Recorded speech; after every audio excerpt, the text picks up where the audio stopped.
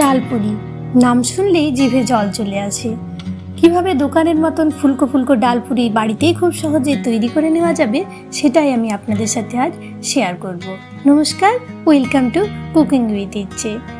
রেসিপিটা তাহলে পুরোটা দেখুন। যদি ভালো লাগে তাহলে লাইক করুন, বন্ধুদের সাথে শেয়ার করুন, কমেন্ট করুন আর পুরো ভিডিও দেখে চ্যানেলটিকে সাবস্ক্রাইব করতে ভুলবেন না। জানি নতুন বন্ধুদের অনুরোধ, চ্যানেলটিকে সাবস্ক্রাইব করে আমার পাশে থাকুন। এখানে আমি বড় 2 কাপ ময়দার মধ্যে 3 চামচ হোয়াইট অয়েল, পরিমাণ মতো নুন আর 2 টিস্পুন বেকিং পাউডার দিলাম। তারপর আমি ময়নটা ভালো করে এটার মধ্যে মিশিয়ে নেব। এরকম যখন হাতে এরকম মন্ড হবে তখন বুঝবেন ময়ন দেওয়া হয়ে গেছে। এবার জল দিয়ে ধীরে ধীরে এটাকে মেখে নেব। আমার কয়েকদিন শরীরটা খারাপ ছিল, খুবই জ্বর ছিল। আমি চ্যানেলে আপডেট দিয়েছি। যারা আমার পাশে ছিলেন তাদেরকে অনেক ধন্যবাদ আমার পাশে থাকার জন্য। আপনাদের শুভকামনাও পেয়েছি, ধন্যবাদ সবাইকে।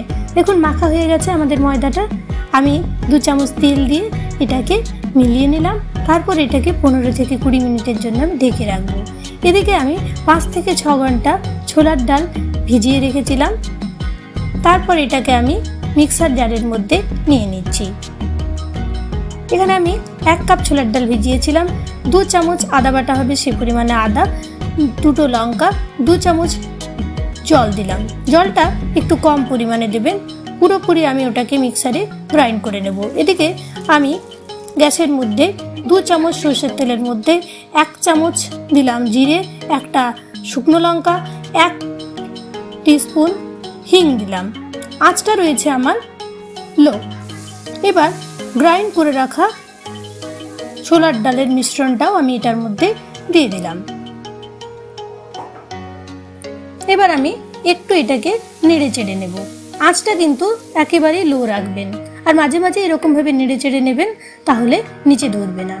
2 চামচ দিয়ে দিলাম নুন, ছোট চামচের 2 চামচ। গ্রাইন্ড করে নেওয়া আর শুকনো খোলায় ভাজা জিরে আর ধনে একসাথে আছে, সেটা 1 চামচ দিলাম। সামান্য পরিমাণ চিনি দিলাম। চিনিটা আপনারা অ্যাভয়েডও করতে পারেন, কিন্তু চিনিটা দিলে খুব ভালো একটা টেস্ট হয়। কম আছে এটাকে 2-3 মিনিট আমি এরকমভাবে ফ্রাই করে নিচ্ছি। দেখুন আমাদের মিশ্রণটা রেডি হয়ে গেছে। এবার আমি এটাকে নামিয়ে নিচ্ছি, নামিয়ে ঠান্ডা করে নেব। আর ততক্ষণে আমাদের 15-20 মিনিট পরে ময়দাও রেডি হয়ে গেছে। দেখুন কতটা সফট হয়েছে আমাদের ময়দাটা। ভালো করে একটু আরও ধুলে নিলাম আমি। আর ছোলার ডালের যে ফিলিংটা সেটাও আমাদের রেডি হয়ে গেছে। অনেকেই ছোলার ডালটাকে একটু সেদ্ধ করে, আমি করি না। ছোলার ডালটার তাহলে ফ্লেভারটা খুব ভালো পাওয়া যায়। এবার আমি একটু তেল লাগিয়ে নিলাম। তারপর আমি লেচি কেটে নিচ্ছি। আপনারা লেচিগুলো একটু বড় বড়ই কাটবেন, কারণ এটার মধ্যে ফিলিং ভরা হবে। এবার আমি এরকম বাটি বানিয়ে নিচ্ছি আর বাটির মধ্যে আমি ভরে দেব ফিলিংটা। এরকম ভাবে আরো একটু বড় করে নিচ্ছি বাটিটা। দেখবেন খুব একটা পাতলাও বাটিটা করবেন না আর খুব একটা মোটাও যেন না থাকে। এরকম ভাবে আমি আরো ফিলিং ভরে নিচ্ছি। এবার মাথাটা একটু কেটে নিতে হবে। প্রতিটার মাথাটা কিন্তু কাটবেনই। আর তারপর আমি রুটি বা লুচি যেরকম লিচি হয় সেরকম লিচি করে একটা থালার মধ্যে বেশ তেল দিয়ে দিয়েছি 1 চামচের মতো। তারপর এটাতে এরকমভাবে আমি শেপ দিয়ে দিচ্ছি। এটা আমার সবচেয়ে প্রিয় প্রসেস লুচি, ডালপুরি, কচুরি এসব বানানোর জন্য। তাহলে কিছুতেই ফাটবে না আপনার ডালপুরি, কচুরি, কিছুই। একদিন এটাকে প্রয়োগ করে দেখুন। দেখুন হয়ে গেলে পরে আমি এখান থেকে এটাকে তুলে নেব। এরকম শেপের থালা, বাটি যে কোনো কিছুতে এগুলো বানাতে পারেন। অন্যদিকে আমাদের সবচেয়ে প্রচলিত প্রসেস বেলুন চাকির সাহায্যে যেটা বেলা, সেই আমি বেলুনের সাহায্যেও বেলে নিচ্ছি।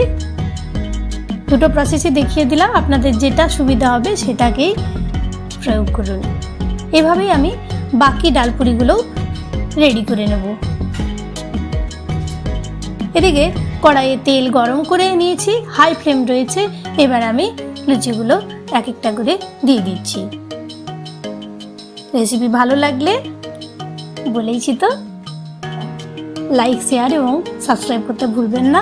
পুরনো বন্ধুদের অনেক ধন্যবাদ, আর নতুন বন্ধুরাও আমার পাশে থাকুন প্লিজ। নোটিফিকেশনটাকেও অন করে দেবেন। তাহলে দেখলেন তো, খুব সহজেই তৈরি করে নেওয়া গেল ডালপুরি। কোনো রকম ফাটলো না, ফুললো পুরো ফুলকো লুচির মতো। ধন্যবাদ ভিডিওটি দেখার জন্য।